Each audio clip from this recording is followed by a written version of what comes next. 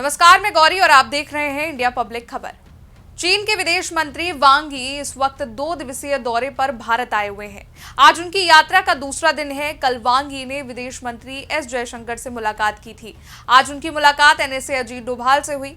इसके साथ ही प्रधानमंत्री नरेंद्र मोदी से भी उनकी मुलाकात होनी है। ये मुलाकात आम नहीं बल्कि कई मायनों में अहम है, क्योंकि बीते कुछ वक्त में चीन ने भारत के साथ अपने रिश्तों को सुधारने की कोशिश की और बातचीत करने की ओर कदम बढ़ाया है।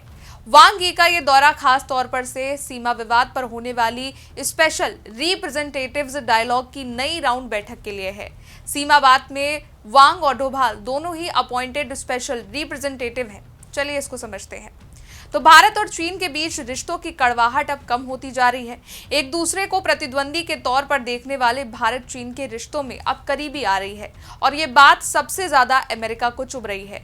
चीनी विदेश मंत्री ने भारत दौरे पर आने के बाद ये स्पष्ट किया कि अब दोनों देशों को वैश्विक नजरिए से सोचने की जरूरत है, क्योंकि दुनिया में परिस्थितियां बदल रही हैं।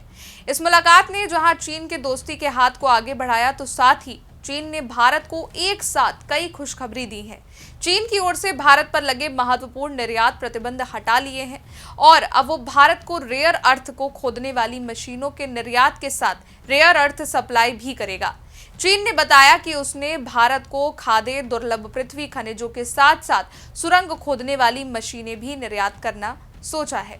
दरअसल कल चीन के विदेश मंत्री वांग यी भारत पहुंचे, जहां उन्होंने सबसे पहले विदेश मंत्री एस जयशंकर से मुलाकात की और इस मुलाकात के बाद चीन ने अमेरिका पर जुबानी हमला भी बोला।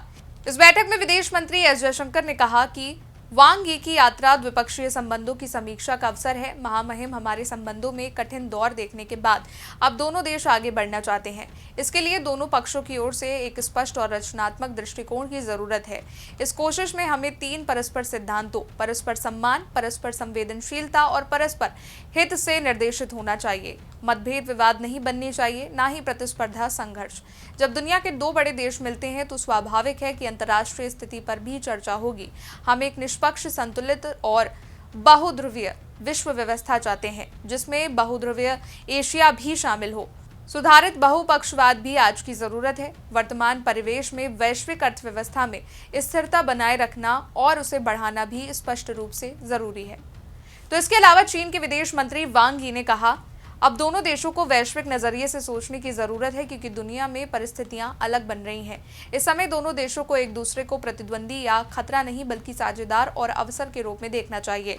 दुनिया में एक तरफा दबाव और धौंस की प्रवृत्ति बढ़ रही है। ऐसे में भारत और चीन को वैश्विक दृष्टिकोण दिखाना होगा।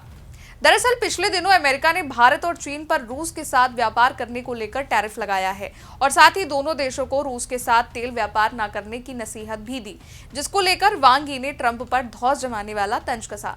फिलहाल अपने दौरे के दूसरे दिन वांग यी ने आज एनएसए अजीत डोभाल से मुलाकात की। इस दौरान कई मुद्दों पर चर्चा हुई। वांग यी ने मीटिंग के दौरान कहा, पिछले साल के अंत में विशेष प्रतिनिधियों की 23वीं दौर की बातचीत बहुत अच्छी रही। उस बैठक में हमने मतभेदों को दूर करने के साथ सीमाओं पर स्थिरता के लिए सहमति बनाई थी, जो कि अहम साबित हुई। हमने विशेष लक्ष्य भी बनाए थे। उस बात की खुशी है कि अब सीमाओं पर स्थिरता बहाल हो गई है। मैं आपके भारतीय पक्ष के विशेष प्रतिनिधि के रूप में किए गए प्रयासों की सराहना करता हूँ। अब द्विपक्षीय संबंधों में सुधार और विकास का एक महत्वपूर्ण अवसर हमारे सामने है। तो साथ ही मीटिंग में एनएसए अजीत डोभाल ने कहा, भारत और चीन अपने कूटनीतिक संबंधों के 75 साल पूरे कर रहे हैं और ये जश्न मनाने का वक्त है। नई ऊर्जा और नए उत्साह के साथ दोनों देशों ने बड़ी प्रगति की है। कूटनीतिक टीमों और जिम्मेदारी की भावना, साथ ही सीमा पर तैनात सेनाओं के सहयोग से दोनों देश इस मुलाकात तक पहुंचे हैं। ये नया दौर रिश्तों को और मजबूत करेगा। फिलहाल जहां तक की बात है इस मीटिंग की, तो कहीं ना कहीं आज भी एलएसी को लेकर ही चर्चा हुई और साथ ही दोनों देशों के बीच रिश्तों को बेहतर भी किया जा सकता है, इस पर भी मंथन हुआ। कल विदेश मंत्री संग मुलाकात में भी वांग यी ने रिश्तों को बेहतर करने पर ही जोर दिया था। इसलिए ये भी कहीं ना कहीं स्पष्ट है कि चीन अब भारत संग अपने रिश्तों पर विचार कर रहा है। इस पर आपका क्या कहना है, ये कमेंट सेक्शन में बताइएगा। वीडियो को लाइक कीजिएगा, शेयर कीजिएगा, चैनल को सब्सक्राइब कीजिएगा। शुक्रिया।